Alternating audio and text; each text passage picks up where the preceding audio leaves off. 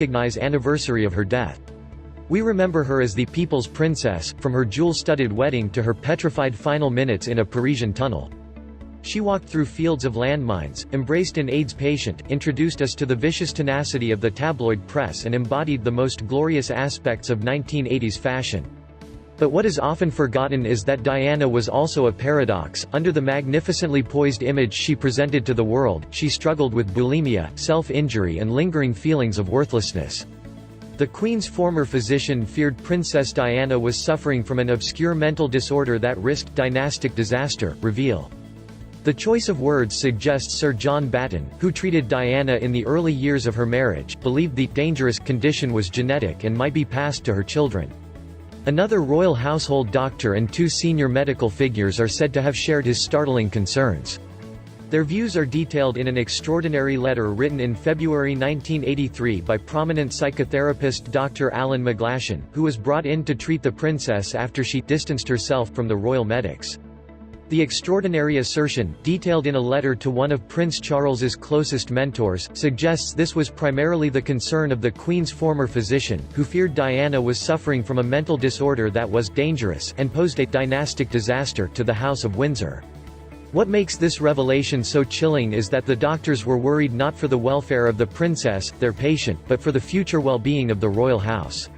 Some would argue that it was a shameful betrayal of a young woman desperate for help. Prince Charles sought a second opinion on troubled Princess Diana after the Queen's doctor believed she had a dangerous mental disorder that could be passed on to her children, a letter revealed. Sir John Batten was plainly scared by the supposed condition, which he said he diagnosed while treating her, and feared it could cause a dynastic disaster in the royal bloodline. His efforts to treat Diana came a year after she threw herself down the main staircase at Sandringham, following a row with Charles, and landed at the feet of the Queen. But the princess distanced herself from Sir Batten and his team of royal medics who tried to help her, forcing Charles to go elsewhere to aid his troubled wife at the start of their marriage. In the end he called on the advice of prominent psychiatrist Alan McGlashan, who found that Diana was merely a very unhappy girl battling against what she saw was an oppressive royal family. Mr. McGlashan later wrote a letter to a common friend he had with Charles after he had been seeing Diana for twice-weekly therapy sessions over 4 weeks at Kensington Palace. His correspondence to South African author Laurens van der Post came after Mr. van der Post spoke with Diana at the behest of Charles and urged her to see Mr. McGlashan. She had been suffering from a variety of ailments apart from her supposed mental disorder, including bulimia, and also suffered low self-esteem and was anxious and depressed. In the letter from Mr. McGlashan to Mr. van der Post revealed he told of the views held by Sir Batten and other royal medics who had tried to treat Diana.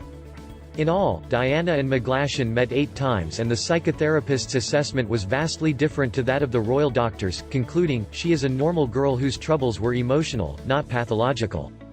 The news must have come as a huge relief to Charles. Mr. McGlashan wrote that Sir John and his team were plainly scared by her symptoms and overawed by the possibilities of dynastic disaster. Sir Batten and his colleagues had been treating the princess with antidepressants and behavioral therapy, Diana told Mr. McGlashan in their sessions. She was also being treated by Michael Pear, the head of psychiatry at St Bartholomew's Hospital, London. In the letter from Mr. McGlashan to Mr. van der Post, revealed in the Mail on Sunday, he told of the views held by Sir Batten and other royal medics who had tried to treat Diana. But Mr. McGlashan believed Dr. Pear took an unnecessarily gloomy and alarmist view of the case. In his own sessions with Diana, he concluded, she is a very unhappy girl, facing situations on various fronts which she finds difficult to deal with, though making a courageous effort to do so. It is not known how Charles reacted to Mr. McGlashan's findings, but the prince himself later spent 14 years in therapy with the psychiatrist, who died in 1998, and keeps a bust of him in Highgrove. Diana met McGlashan twice a week for therapy sessions at Kensington Palace.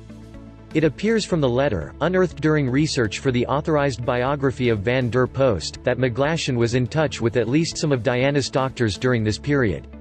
He says, I must say these doctors have behaved very nicely, at least outwardly, to me over what could have been an awkward situation. Pear came to see me last Sunday night and was very ready, and I think a little relieved, to retire from active participation. He is a very nice and unassuming chap. I am keeping in friendly touch with Lynette, who after all is their GP and is to be in Australia with them in March. I am seeing Diana regularly twice a week, as far as her engagements permit. It is quite a responsibility to take over from all these big shots, but we get on fine and I have good hopes of being able to help her. My only fear is that she may not fully grasp that analysis is a slow process and that she may be expecting quick results and become disappointed. As you know, better than most, analysis has to be a strictly one-to-one approach. I wish you were in London just now to give C your support while I am treating her. I hope he realizes the necessity for this. In the event, Dr. McGlashan's fears proved well-founded. Diana did indeed tire of their sessions, most likely because she didn't see any significant improvement. From then on she began to embrace a series of alternative therapies. To Diana, Dr. McGlashan must have seemed from another age.